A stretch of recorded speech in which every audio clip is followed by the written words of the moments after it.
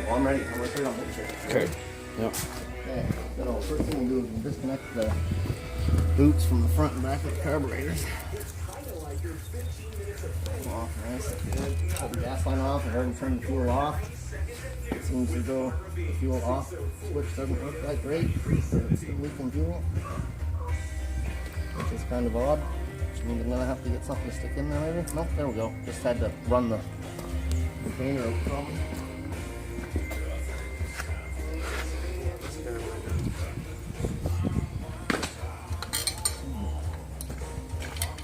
Some really rusty looking screws there. No.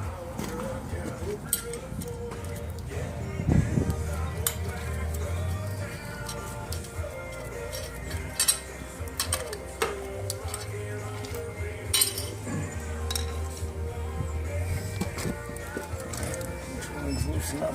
10 mil and disconnect the throttle line.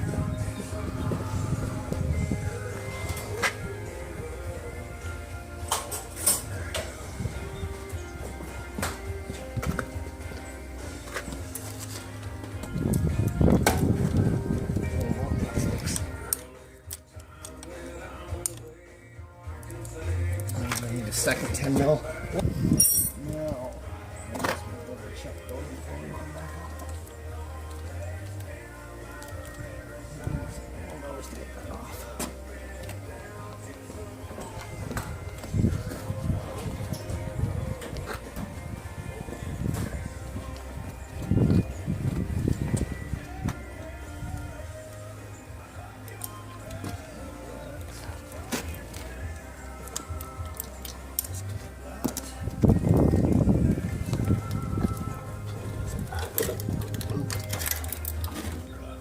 Done. So let's leave that stuff there. So the first thing we want to do is drain this gas out. There's an old bucket with some old oil in it. We'll drain it into that for now. That's what happens. See if I can pour these overflows or not. I'm gonna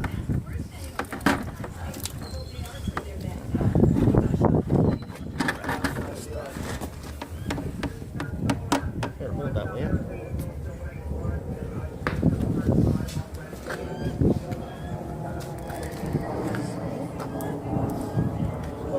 Okay, so gas on the counter, I got lots of racks.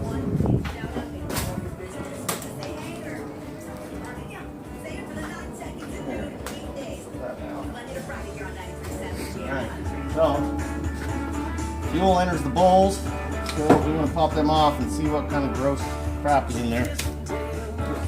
Blow off.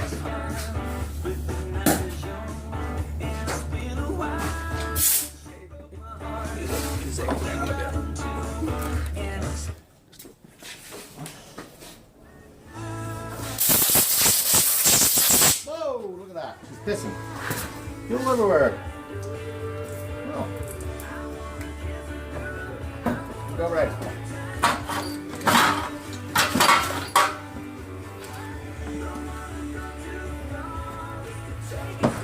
Loosen up the panel.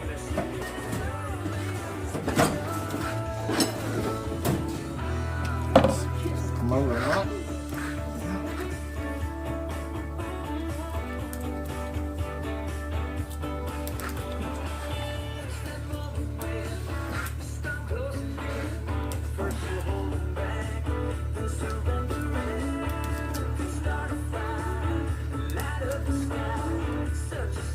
Key is to be very careful when you first loosen these so you don't strip them out.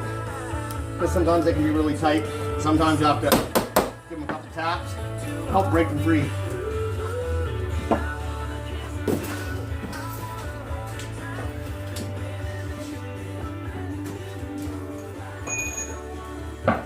Just to save time, I use this.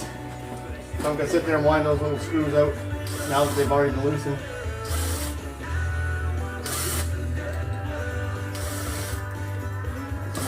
Affected.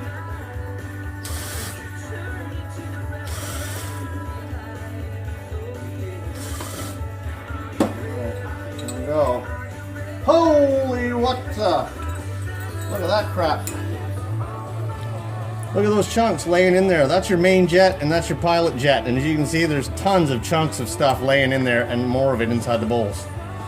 So first thing we're gonna do is blow all that out, remove all those jets, clean it all, and then put it all back together. Until January 22nd, a 16-pack of dry erase markers is $15.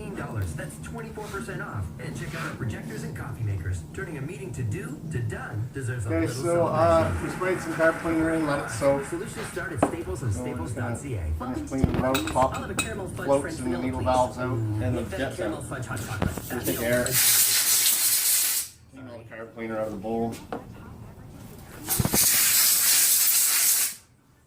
Two clean bowls. All the old carb cleaner out of there.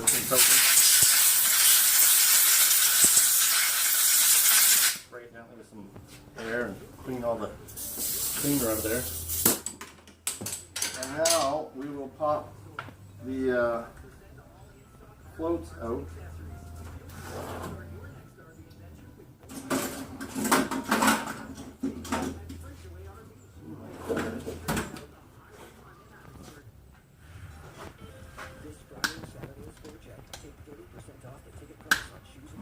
Looks like we're going to have to tap the needle valve things out of there, which is a very risky thing to do when the carburetors are together, because you can break these aluminum tips off of here if you tap too hard without something supporting the other side. So seeing as how I didn't have any problem with the needle valves or the float levels, I'm just going to leave them and I'm just going to go right to the jets because that was my main issue. So I'm not going to cause myself any unnecessary risks by messing with something I don't really need to. And I'm just going to move on to the jets.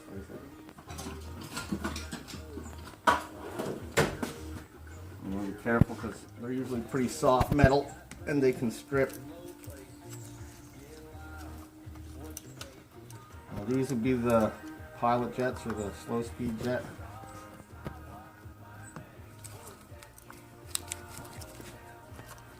And then these would be your main jets. And the key here is to have good flow through the holes inside of them. And they will get plugged up with little fine particles and stuff as the crap you saw inside the bowls when I first removed them. There we go. Okay, so just to be safe, I looked through those, they're crystal clear. Perfect. Knock those ones out. And if you can't see through them, sometimes these fine ones, you can actually blow through them easier than see through. And I can tell that they're flowing because I can feel the air pressure pushing through them. So now the next step is just to throw them all back together, put them back on the bike, fire it up, and see how it runs with all that crap removed. I'm sure it will be a lot better, if not perfect. This is what happens whenever a bike sits for any period of time, especially if it has shitty gas like regular or something. You want to run Supreme fuel in all small engines, preferably, because they tend to sit sometimes and then all the impurities will mess everything up.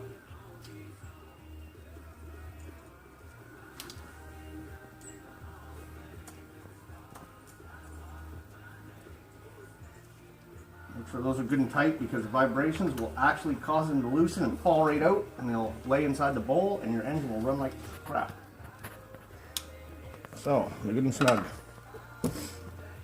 Now we just throw the bowls back on, tighten them up, and then we slow them back on the bike.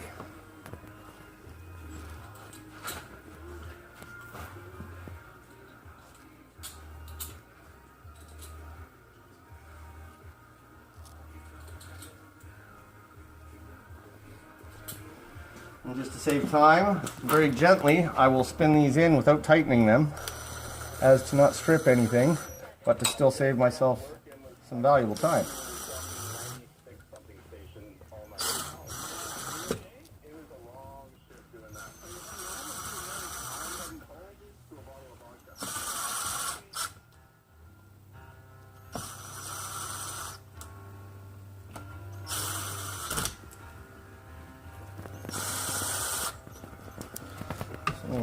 And then we'll snug them up by hand. put lots of pressure as you don't strip the screws. Snug them up really good. By rights, you should tighten them corner to corner, not around in a circle like I just did, but you should actually tighten this one and then cross, and then over, and then across, just for a better possibility of seal. There you go. Clean carburetor ready to go back on.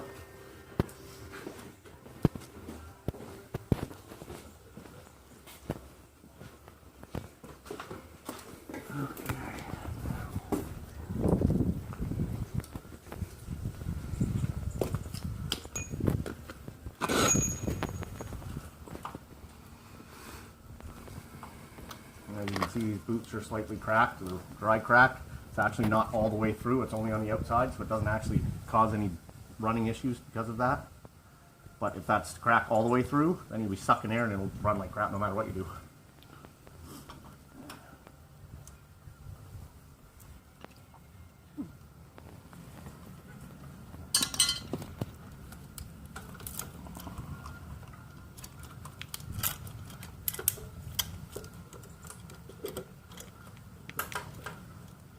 Always want to try and put your carburetors in the airbox side first, because it's usually collapsible and allows you to have room to get your carburetors into the intake side.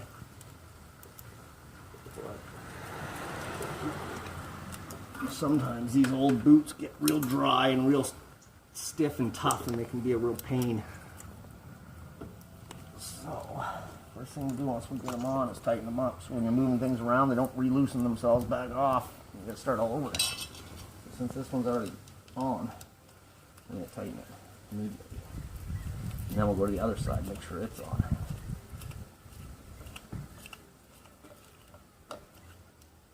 Once it's tight, this we gotta get it. Oh, you know what? I think it's almost not on the back side, but it is, just barely.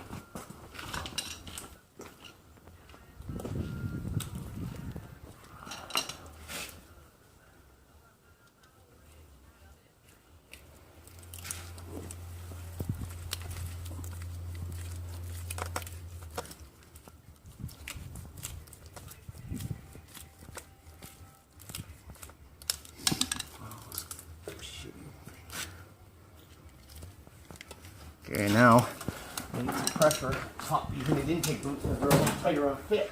Okay, so just finish with the tools away. Carburetor's all mounted back on the bike.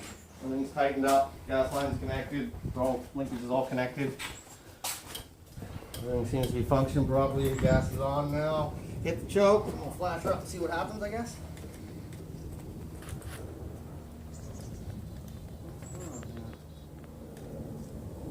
Something wrong with the choke mechanism on this thing. Got a loose screw maybe?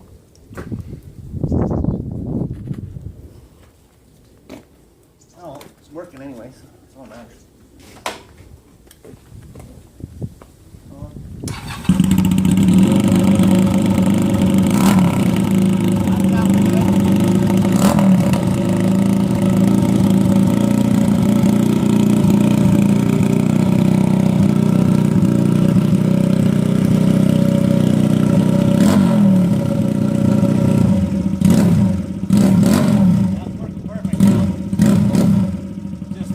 Out of both sides. Beautiful. Oh yeah, that's perfect.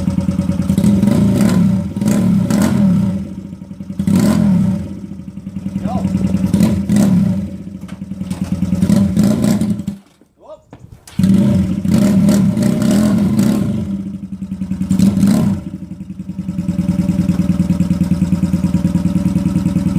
That's what I would call a successful carburetor job.